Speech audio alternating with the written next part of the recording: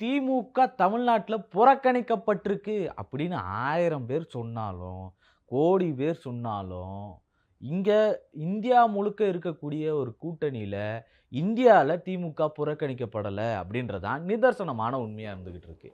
India கூட்டணிக்கு ராகுல் காந்திக்கும் பேரதிர்ச்சியா இருக்கு. காரணம் என்ன அப்படின்னா, இவங்க இல்லாத இன்னொரு புதிய கூட்டணி உருவாகுறதுக்கான வாய்ப்பு இருக்கு அப்படின்னு ஒரு பக்கம் பெரிய தகவல்கள் பரவிட்டு இருக்கு.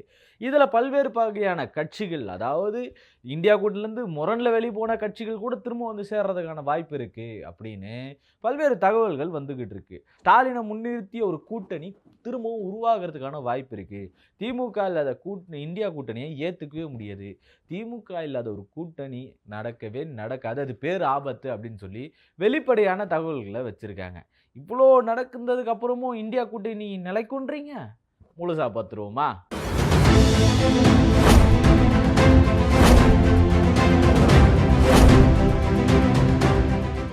வணக்கம் அன்பு தமிழ் சொந்தங்களே. அதாவது இந்த அரசியல்ல நடக்கக்கூடிய ஒவ்வொரு நாளும் பரபரப்புக்கு பஞ்சம் இல்லாம தான் போயிட்டுருக்கு.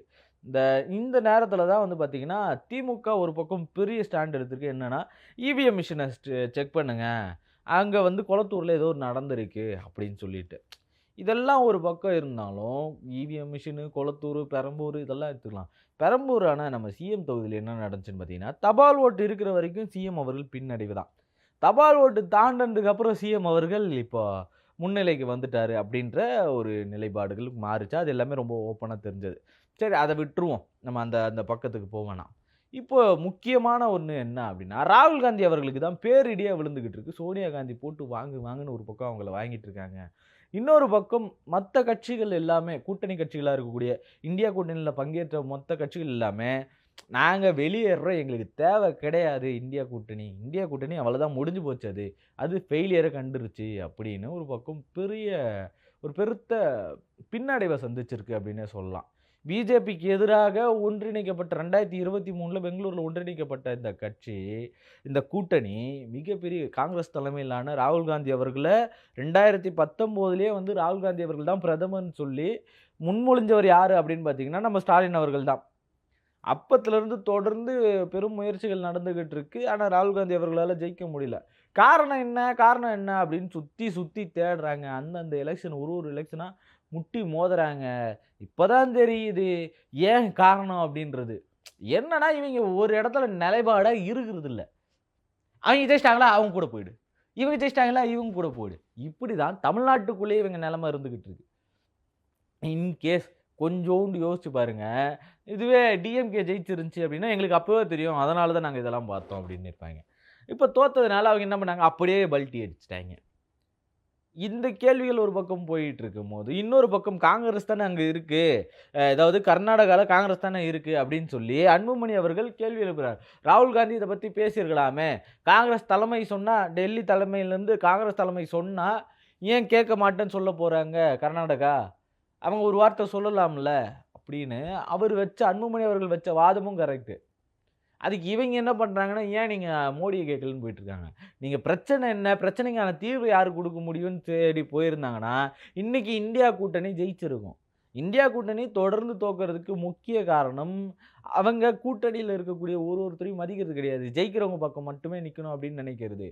மக்களோட பணியில நின்னாங்க அப்படின்னா, கண்டிப்பா அவங்க ஜெயிச்சிருப்பாங்க அப்படின்றது இன்னொரு பக்கம். மக்கள் பணியில நின்னதுனால தான் அவங்க ஜெயிச்சாங்களான்னா, அவங்க எல்லாரும் ஒற்றுமையா இருக்கிறாங்க. நம்ம ஆளுங்க தான் எல்லாம் பிரிஞ்சு பிரிஞ்சு கிடக்கிறது. இன்னைக்கு அதோடைய விளைவு என்ன அப்டின்னா, இவங்க இந்த 2026 எலக்ஷனுக்கு அப்புறம் ரொம்ப அப்பட்டமா தெரிஞ்சது, ஒரு வார்த்தை கூட சொல்லாம குடுகுடுன்னு ஓடி போய் அவங்க பாட்டுன்னு மாறிட்டாய்ங்க. இப்படி குடுகுடுன்னு ஓடி போய் மாறுனது, அவைங்கள விட்டு அதாவது தேசிய லெவல்லான ஒரு அரசியல கோட்ட விட்டாங்கன்னு தான் சொல்லணும். மாநிலத்தில ஒரு 2 அமைச்சர் பதவிக்கு பார்த்துட்டு, தேசிய லெவலான அரசியல அவங்க கோட்ட விட்டுட்டாங்க. ஏன் அப்படின்னு சொல்றோம்னா, இன்னைக்கு ஏற்பட்டிருக்கக்கூடிய ஒரு ஓப்பனான ஸ்டேட்மெண்ட் என்ன அப்படின்னா, திரும்பவும் இந்த இந்தியா கூட்டணி இண்டி கூட்டணியா மாறிடுச்சு. நிதிஷ்குமார் அவர்கள்லாம் வந்து எலக்ஷனுக்கு முன்னாடியே கலந்துக்குன்னு போயிட்டாரு. அவரு தான் கடைசியில டிசைடிங் அத்தாரிட்டியா இருந்தாரு. யார் ஜெயிக்கணும் அப்படின்றத. சப்போஸ் அவர் இந்த பக்கம் தாவி இருந்தாருன்னு வச்சுக்கங்களேன், இங்க இந்தியா கூட்டணி ஜெயிக்கிறதுக்கான, இல்ல ஸ்டாண்ட் பண்றதுக்கான ஒரு கூட்டாட்சி அமைக்கிறதுக்கான வாய்ப்பு அமைஞ்சிருக்கும். அது இல்லாம போயிடுச்சு. அவரு அந்த பக்கம் ஸ்டாண்ட் பண்ணதுனால, என்டிஏ கூட ஜாயின் பண்ணதுனால, அவருடைய ஸ்டாண்டு அங்க போயிட்டு என்டிஏ கூட்டணி ஜெயிச்சுச்சு. இதுதான் அவங்க ஜெயிக்கிறதுக்கு நிதர்சனமான ஒரு உண்மையா அமைஞ்சது. ஏன்னா 2019ல அவர் ஜெயிச்சது அபார வெற்றி. 2024ல ஜெயிச்சது வெற்றி அப்படின்ற மாரி தான். அப்படியே டவுன் ஆயிட்டாங்க. என்டிஏ கூட்டணி. இப்படி அந்த என்டிஏ கூட்டணியே ஒற்றுமையா இருக்குது. கூட்டணி கட்சிகள பாதுகாத்துக்குது. ஆனா, காங்கிரஸ் என்ன செஞ்சுகிட்டு இருக்கு அப்படின்னா, கூட்டணி கட்சிகள பாதுகாக்க தவறிக்கிட்டே இருக்கு. தொடர்ந்து இது நடந்துகிட்டே இருக்கு. ஒரு தியரி இருக்கு. 2009ல இருந்தே வந்து பார்த்தீங்கன்னா, விஜய் அவர்களோட இவங்க கூட்டணி வைக்க போறாங்க. விஜய் அவர்கள் வந்து பார்த்தீங்கன்னா, அப்பயே முதல்வர் ஆக்குறதுக்கு உருவாக்கப்பட்ட ஒருத்தர் தான் அப்படின்னு ஒரு ஸ்கிரிப்டடான ஒரு விஷயங்கள், இந்த விஐஎஃப்ன்னு சொல்லிட்டு ஒரு பக்கம் சுத்திக்கிட்டு இருக்கு. அதுக்கேத்த மாதிரியான நடவடிக்கைகள்ல கரெக்ட்டா காங்கிரஸ் என்ன பண்ணுச்சுன்னா, குடுகுடுன்னு போய் சேர்ந்துக்கிச்சு. 2012ல நடந்த அந்த 2011ல நடந்த போராட்டத்தில போய் கலந்துக்கிட்ட அண்ணன் விஜய் அவர்கள் அங்க போய் பேசின பேச்சு, இதெல்லாமே நமக்கு ஓப்பனா தெரிஞ்ச ஒரு விஷயம் தான். இது எல்லாத்தையும் விட்டுருவோம். இப்போ இங்க உருவாக இருக்கிற போற கட்சி என்ன அப்படின்னு பார்த்தீங்கன்னா, சிஜேபியோட இன்க்ளூட் பண்ணி, சிஜேபி அப்புறம் பிஜேபிக்கு எதிரான ஒரு கூட்டணி அமைக்கிறதுக்கான ஒரு வாய்ப்புல சிஜேபியும், இடதுசாரிகளு, அப்புறம் திரிணாமுல் காங்கிரஸு, சரத்பவாரோட கட்சி, இப்படி பல்வேறு கட்சிகள் எல்லாம் சேர்ந்து ரொம்ப தெளிவா என்ன பண்ண போறாங்க அப்படின்னா, இ க என்டிஏ கூட்டணியும் வேணாம்.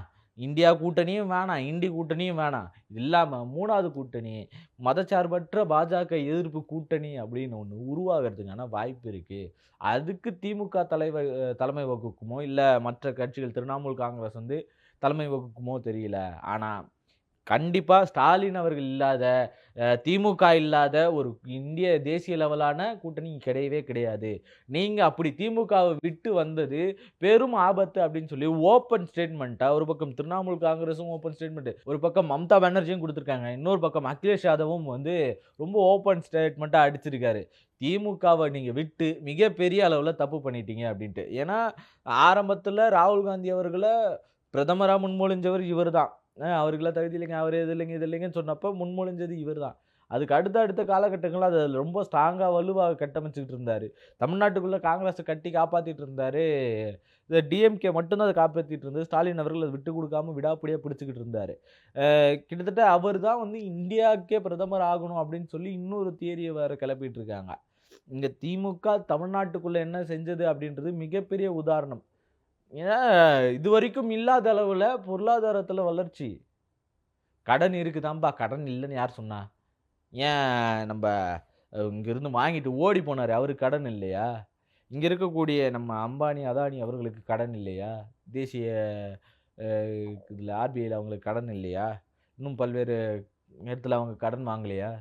லோன் வாங்கி தானே எல்லாத்தையும் செஞ்சாங்க. அந்த லோன் எல்லாத்தையும் அடைச்சுட்டாய்ங்களா? மிகப்பெரிய அளவுல யாரெல்லாம் பணக்காரங்களா இருக்காங்களோ, அவைங்களும் கடன்காரங்களா தான் இருக்கிறாங்க. ஆனா, இது கடன் மட்டுமே இவங்க ஃபோக்கஸ் பண்ணி, கடன மட்டுமே காட்டி, அவங்க மோசமான ஆட்சிய குடுத்துட்டாங்க அப்படின்னு சொல்லிட்டு இருக்காங்க. கடனே இல்லாம நீ வெறும் பட்னியா கிடந்தன்னு வச்சுக்கயேன், "அப்பா என் வீட்ல வந்து நான் கடனே இல்லாம இருக்கணும். நான் ஒரு வேள கஞ்சி குடிச்சாலும் போதும்" அப்படின்னு இருக்கிறதுக்கும், நான் ஒரு ரூ. 1000 கடன் வாங்குறேன். அதுல ஒரு ரூ. 100 பிரியாணி சாப்பிட்டுக்கிறேன். மீதி ரூ. 900 என்ன பண்றேன், நான் இன்வெஸ்ட் பண்ணி இன்னொரு வியாபாரம் பண்ணி நான் பெருக்கி என்ன பண்றேன், அந்த ரூ. 1000 கடன் அடைக்கிறதுக்கான ரூ. 100 நான் கடன் அடைச்சுக்கிறேன். இங்க சம்பாரணை எனக்கு வந்துகிட்டே இருக்கு. லாபம் வந்துகிட்டே இருக்கு. இது ஒரு வழிமுறை. இந்த வழிமுறையில தான் இன்னைக்கு தமிழ்நாடு சென்றுகிட்டு இருக்கு. 37,00,000 கோடி வந்து வருமானம் வந்துகிட்டு இருக்கு. அத பத்தி கவலை இல்ல. இவங்க ஆட்சிக்கு வந்து 2 மாசத்திலேயே வந்து கிட்டத்தட்ட 22,000 கோடி கடன் வாங்கிட்டாங்க. 22,000 கோடி கடன் எங்க இருந்து வந்துச்சு? எப்பா அவங்களுக்கு வட்டி கட்ட வேணாமா? என்ன வட்டி கட்டுனீங்க? தெளிவா எடுத்து வைங்க. அதுக்கு வெள்ளை அறிக்கை குடுத்தீங்கல்ல. மாசம் மாசம் வெள்ளை அறிக்கை குடு. வருஷம் வருஷம் வெள்ளை அறிக்கை குடு. இந்த 6 மாசம் முடிஞ்சதுக்கப்புறம் ஒரு வெள்ளை அறிக்கை வரும். அப்ப பாருங்கன்னு ஒரு ஸ்டேட்மெண்ட் குடுங்க. கிளீன் கவர்ன்மென்ட் ஒயிட் இது குடுக்குறேன்னு சொல்லி இப்ப அதெல்லாம் பெருசா பேசுனீங்கல்ல. அதெல்லாம் அதுக்கு முன்னாடியே குடுத்தது தான். அதே மாதிரி இப்பயும் குடுங்க பார்த்துக்கலாம் அப்படின்றது தான் நம்ம இதில சொல்ல வேண்டியது இருக்கு. இவைங்கள எல்லாரையும் விட்டுருவோம். இப்ப இந்தியாவுடைய நிலைமை என்ன? ஏன்னா இன்னைக்கு பாஜக ரொம்ப வலுவாய்ந்ததா இருக்கு. எதிர்க்கட்சிகள் ரொம்ப வலுவிழந்திருக்கு. அதுதான் நிதர்சனமான உண்மை. அந்த வலுவிழக்கிறதுக்கு காரணம் என்ன அப்படின்னு பார்த்தீங்கன்னா, முழுக்க முழுக்க காங்கிரஸ் தான். காங்கிரஸ் இத தொடர்ந்து வலுவிழந்துகிட்டே இருக்கு. அந்த இந்தியா கூட்டணி அது இப்போ இருக்கிற ஸ்டாண்ட் எல்லாமே வந்து இந்த பக்கம் வர்றதுக்கான 3வது கூட்டணிக்கு வர்றதுக்கான வாய்ப்பு இருக்கு. சிஜேபி மிகப்பெரிய அளவிலான சக்தியா உருவாகிட்டு இருக்கு. அது கூட சேர்ந்து இன்னும் பல பேர் வர வாய்ப்பு இருக்கு. இடதுசாரிகள் இங்க வர்றதுக்கான வாய்ப்புகள் இருக்கு. இந்திய மார்க்சிஸ்ட் கட்சி, அ இந்திய கம்யூனிஸ்ட் கட்சி மார்க்சிஸ்ட், இந்திய கம்யூனிஸ்ட் கம்யூனிஸ்ட் கட்சி. இவங்க 2 பேருமே இந்த பக்கம் வர்றதுக்கான வாய்ப்புகள் இருக்கு. 3வது கூட்டணிக்கு. அது மட்டும் இல்லாம என்டிடி, என்சிபி அப்புறம் இன்னும் திரிணாமுல் காங்கிரஸ் கட்சி, அப்புறம் நம்ம சரத்பவார் கட்சி, அது மட்டும் இல்லாம அகிலேஷ் யாதவோடைய கட்சி. இவங்க எல்லாருமே ஒரு பக்கம் சேர்ந்து 3வது கூட்டணி மிகப்பெரிய அளவுல டிஎம்கே இதெல்லாம் சேர்ந்து டிஎம்கே கண்டிப்பா இருக்கணுன்றது அவங்களுடைய மெயின் ஸ்டாண்டா இருக்கு. ஏன் அப்டின்னா, நாடாளுமன்றத்துக்குள்ள அவங்க வச்சிருக்கக்கூடிய ஸ்டாண்டர்ட்ஸ் இதுவரைக்கும் ரொம்ப பக்காவா இருந்துகிட்டு இருக்காங்க. நாடாளுமன்றத்துல அவங்க இல்ல அப்டின்னா, இன்கேஸ் இவங்க இல்லாம வேற ஒரு கூட்டணி போய் அங்க சேர்ந்துருச்சு அப்டின்னா, இந்த 2029ல வரக்கூடிய எலக்ஷன்ல திமுக இல்லாம போயிடுச்சு நாடாளுமன்றத்துலனா, அது பேர் ஆபத்துக்கு போய் சேரும் அப்டின்றது தான் உண்மை. ஏன்னா ரொம்ப சிம்பிளான ஒரு விஷயம். ரொம்ப இடபிள்யூஎஸ்ன்னு ஒண்ணு கொண்டு வந்தாங்க. இடபிள்யூஎஸ்ஸ தமிழ்நாடு முழுக்க எதிர்த்தப்ப ஏன் கம்யூனிஸ்ட் பார்ட்டிகளே வந்து ஆதரிச்சாங்க. பொருளாதார ரீதியாலான இடஒதுக்கீடு வேணுன்ட்டு. பொருளாதார ரீதியில இங்க யாரும் ஒடுக்கப்படுறதுக்கு ரொம்ப கம்மி தான். அவன் இல்லன்னா கூட வாங்கிப்பான். இவன் என்னதான் பொருளாதாரத்தில பெரிய இடமா இருந்தாலும் அவனுக்கு கொட்டாங்குச்சில தான் காப்பி குடுப்பேன்னாங்கல்ல. அதுதான் நிதர்சனமான இங்க இருக்கக்கூடிய பிரச்சனை. இந்தியாக்குள்ள இருக்கக்கூடிய பிரச்சனை. தமிழ்நாட்டுக்குள்ள இருக்கக்கூடிய பிரச்சனை. இதுக்கு எதிரா வலுவான குரல் எழுப்புனது யாரு அப்டின்னா, ஒரு பக்கம் திமுக. அது இல்லன்னு நம்ம எந்த இடத்துலயுமே சொல்ல முடியாது. அத கண்டிப்பா ஆதரிக்கணும். அப்படிப்பட்ட ஒரு கூட்டணி இங்க இருந்தாகணும். நீட்டுக்கு எதிரான பெரும் போராட்டத்த தொடர்ந்து திமுக எடுத்துக்கிட்டு இருக்கு அப்படின்னு சொல்லலாம். என்னதான் நீங்க மக்கள் மத்தியில வந்து இறங்கல அப்படின்னாலும், இன்னொரு பக்கம் சட்ட ரீதியான போராட்டங்கள்ல பயங்கர லெவல்ல இருந்துகிட்டு இருக்காங்க. மிகப்பெரிய உதாரணமா இருந்துகிட்டு இருக்கு திமுக. காலை உணவு திட்டம். இன்னைக்கு பேர் மாத்திட்டாங்கல்ல அவங்க பாட்டுன்னு. காமராஜர் மதிய காலை உணவு திட்டம்ன்ட்டு. அந்த காமராஜர் பேர மாத்துறதுக்கு முக்கிய காரணமா இருக்குல்ல. அதுக்கு முதற் காரணம், அத உருவாக்குனது யாரு அப்படின்னு பார்த்தீங்கன்னா, நம்ம அயோத்திதாசர் பண்டிதர் அவரு காலத்திலேயே இருக்கு. Sir PT. தியாகராயர் அவரு வந்து மதிய உணவு போட்டிருந்தாரு. அதனுடைய பின்வழியில தான் காமராஜர் மதிய உணவுன்னு கொண்டு வந்தாரு. அதுக்கப்புறம் அத சத்துணவா வந்து எம்ஜிஆர் அவர்கள் மாத்துனாரு. என்னதான் நீ சத்துணவு குடுத்தாலும் காலையில வர்றது எந்த அளவுக்கு சிரமமா இருக்கு அப்படின்னு சொல்லி, இத்தன ஆண்டுகளும் கழிச்சு, அதுக்கப்புறம் அது காலை உணவு முதலமைச்சரின் காலை உணவு திட்டம் தான். எம்.கே. ஸ்டாலினின் காலை உணவு திட்டம் இல்ல. முத்துவேல் கருணாநிதி ஸ்டாலின் காலை உணவு திட்டம் கிடையாது. முதலமைச்சரின் காலை உணவு திட்டம். அது யார் முதலமைச்சரா இருந்தாலும், அவருடைய காலை உணவு திட்டம் தான் அந்த பேர்ல. உங்க பேருக்கு வந்து அது கிரெடிட்ஸும் போய் சேரும். இப்ப அத 8வது வரைக்கும் எக்ஸ்டெண்ட் பண்றேன்ற பேர்ல என்ன பண்ணாங்கன்றது ரொம்ப ஓப்பனா தெரிஞ்ச விஷயம். அது தலித் மக்களுக்கான போய் சேர வேண்டிய நிதி ஒதுக்கீட்டிலிருந்து அதில கை வச்சு, அதிலிருந்து இங்க மாறிக்கிது. இதுதான் இவங்களுடைய பக்கா ஸ்டாண்டா இருந்துகிட்டு இருக்கு. இந்த செயல்பாடுகள் தான் இவங்க தொடர்ந்து செஞ்சுகிட்டு இருக்காங்க. ஆனா, அது எல்லாத்தையும் மீறி அவர் குடுத்த அந்த காலை உணவு திட்டம் கன்னட நாட்டு பிரதமர் பார்த்து அவர் பாராட்டி, அவைங்க நாட்டிலயும் இம்ப்ளிமெண்ட் பண்ணியிருக்காங்க.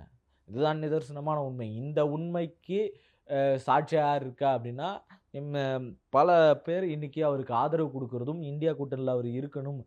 அவர் இல்ல இந்தியா கூட்டணில இல்ல அப்டின்னா, புது கூட்டணி உருவாகும்னு இன்னைக்கு எடுத்திருக்க ஸ்டாண்ட் தான். அதுக்கு மிகப்பெரிய உதாரணமா இருக்கு. இத பத்தி நீங்க என்ன நெனைக்கிறீங்க அப்டின்றத மறக்காம கமெண்ட்ல சொல்லிட்டு போயிடுங்க. ஸ்டாலின் பிரதமர் ஆவாரா? மாட்டாரான்ற கேள்வி எல்லாருக்குள்ளயும் இருக்கு. வாய்ப்பு இருந்தா கமெண்ட்ல சொல்லிட்டு போயிடுங்க. நன்றி.